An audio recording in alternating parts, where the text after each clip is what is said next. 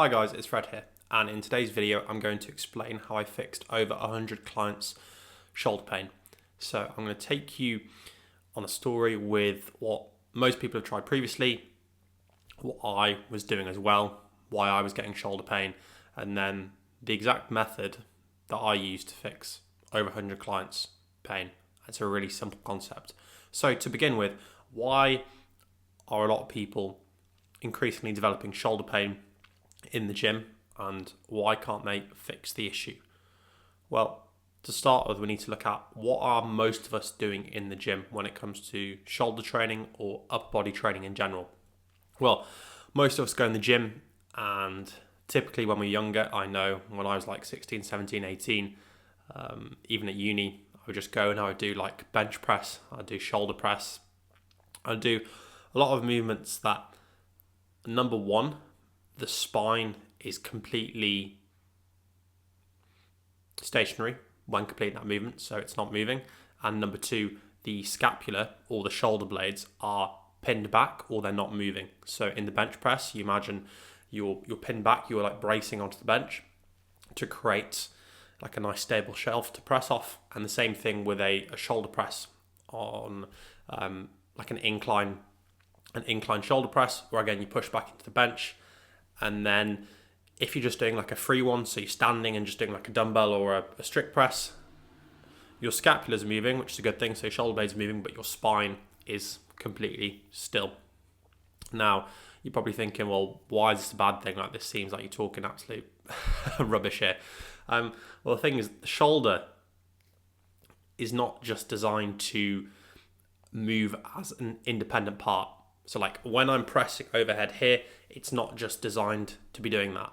You're designed to have the spine moving as well, and also the shoulder blade is designed to not just be pinned back all the time, but also designed to scoop and round forward. And this is a common concept that I talked about in my lower back pain video as well. And it's this idea that the body moves as a whole.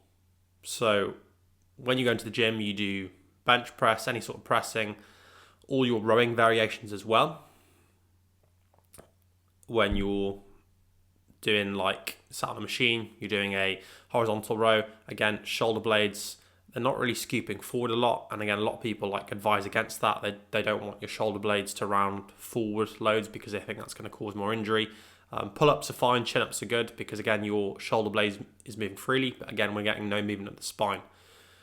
So we want movement at the spine, and we also want movement at the shoulder blades with all these shoulder movements. And so when you get shoulder pain and you go try traditional means of rehab, where you go into a coach or a physio and they give you some very generic either rotator cuff exercises or some pressing variations to alleviate the pain, if we're not getting these two big components moving, so the spine and the scapular or shoulder blades, no matter what special exercises people give you, if it's just focusing on the shoulder joint and not these two other big players, then it's not going to work.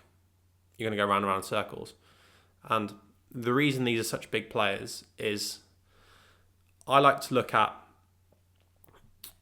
the experience I've had with people, but I also like to look at how the shoulder was designed to be used from like a very long time ago when we were hunter-gatherers. Look at how big certain muscles are in the back. Look at how we used to hunt. And the best example of this is like, look at something like a javelin throw, or if you imagine a caveman throwing a spear. When we're throwing a spear, there's so many different things going on.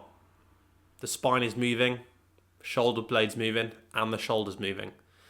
And the reason for that is because you're spreading out the load between all these different structures.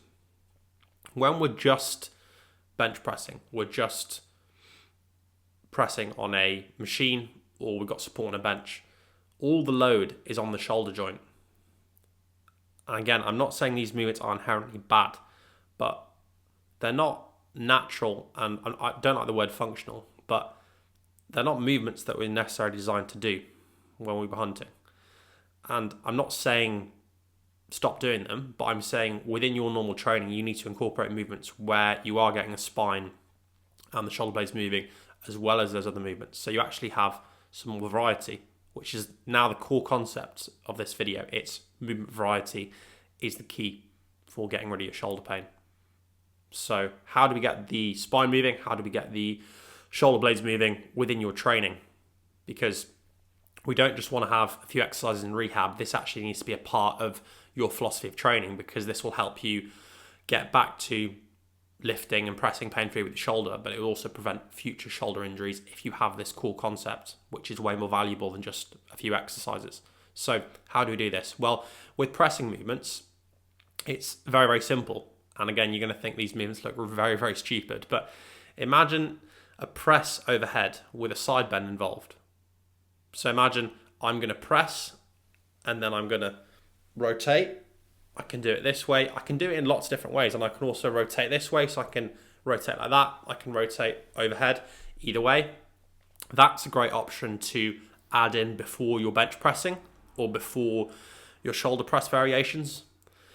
You can do that with a really light weight, so like 1 to 2 kilos, and do like 10, 20 reps in each position. So bend through this. Again, I'm sat down, do this standing.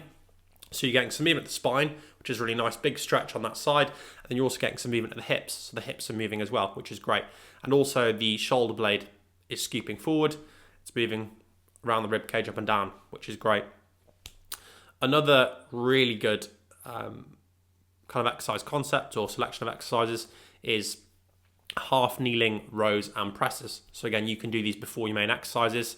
Set up with a really light resistance band or opposite a cable machine with a really light resistance. Set up in a half kneeling position, so one leg in front of the other, and so one leg in front of the other on your knees, half kneeling position, and then you're going to grab the cable attachment or a light resistance band, and you're simply going to row, and you will row on the same side as the front leg is going forward. And as you're rowing, so imagine I'm rowing towards me this way, this hand is going to be like this, and I'm going to alternate as I'm rowing.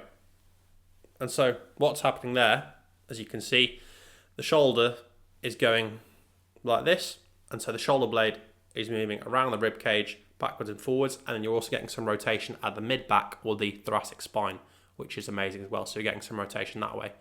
So half kneeling row, and then you can turn around and face away from the cable machine or the resistance band and do a half kneeling press. So the same thing, half kneeling position, one leg in front, one leg behind, and then pressing. So imagine this hand's pressing, rotating. And so as I'm retracting back with this hand is just, I'm letting it protract forward, letting it glide forward, nothing wrong with that, and then coming back. So again, you can do 15, 20 reps, really good one to add in. As well as just adding these into your warm-up, so you could just add the half kneeling press and row variations into your main bits of training.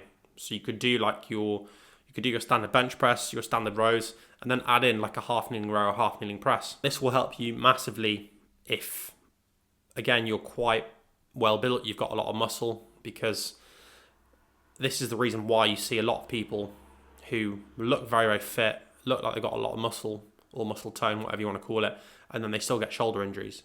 Muscle strength and muscle mass does matter, but what matters equally or potentially even a little bit more is movement variety and how the shoulder was actually designed to function. Because no matter how much you bench press and get you get massive deltoids, massive shoulders, if you're not creating movement at the spine, you're very stiff there, and you're not creating movement at the shoulder blades, you're not letting them scoop forward. No matter how hard you just press, how the shoulder wasn't designed to be used, it's not going to work. I hope you found that video useful. Any questions, just drop them in the comments down below. And if you're interested in a free injury assessment for more in-depth diagnosis and details about your shoulder pain, just book that via the link in the description.